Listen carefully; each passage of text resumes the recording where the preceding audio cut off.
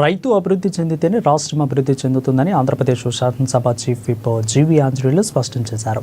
పల్నాడు జిల్లాలోని వినుకొండలో నిర్వహించిన రైతు విజ్ఞాన యాత్రకు ఆయన ముఖ్య ఆహ్వానితులుగా హాజరయ్యారు. రైతు ప్రగతిని రాష్ట్ర ప్రగతిగా కూటమి ప్రభుత్వం భావిస్తుందని అన్నారు. అందుకోసమే రైతుల ప్రగతి కోసం రాష్ట్ర ప్రభుత్వం కృషి చేస్తుందని తెలిపారు. అన్నదాతల తలసరి ఆదాయానికి గణనీయంగా పెంచారని ప్రభుత్వం లక్ష్యంగా పెట్టుకుందని అన్నారు. ఇక అందుకోసం కూటమి ప్రభుత్వం రాష్ట్ర రైతాంగం కోసం పంచసూత్రాల ప్రణాళికలను అమలు చేస్తుందని పేర్కొన్నారు. రైతుల డిమాండ్ ఆధారిత పంటల సాగు వైపు మళ్లాల్సిన అవసరం ఉందని చీఫ్ విప్ జీవీ ఆంజనేయులు సూచించారు.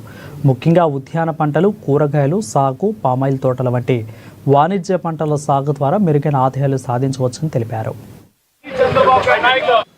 ఆంధ్రప్రదేశ్ని ఉద్యానవన పంటలతో తీర్చిదిద్దితే ఆదాయం పెరుగుతుంది.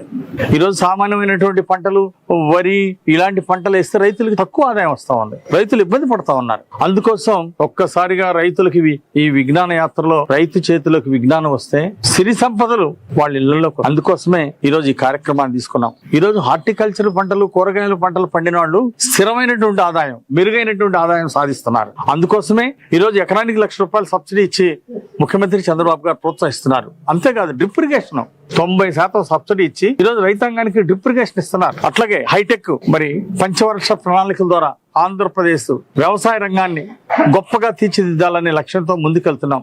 ఉన్నటువంటి వాటర్ ని సద్వినియోగం చేసుకోవటం, అట్లాగే డిమాండ్ ఆధారిత పంటలు పండించడం. గత ప్రభుత్వం గుడ్డెద్దు చేలో పడ్డట్టు చేశారు. రైతులను నిర్లక్ష్యం చేశారు, రైతుల్ని దగా చేశారు. గత ప్రభుత్వంలో డ్రిప్ ఇరిగేషన్ ఎత్తేశారు. అదే విధంగా గత ప్రభుత్వంలో రైతాంగానికి ఉద్యాన పంటల మీద సబ్సిడీ ఇవ్వలేదు, వ్యవసాయ ప్రకారాలను సబ్సిడీలో ఇవ్వలేదు. గత ప్రభుత్వం వైసీపీ ప్రభుత్వంలో రైతాంగానికి తీరని అన్యాయం జరిగింది. రైతు ద్రోహిగా జగన్మోహన్ రెడ్డి మిగిలిపోయాడు. ఈ రోజు చంద్రబాబు గారు ఆకాంక్ష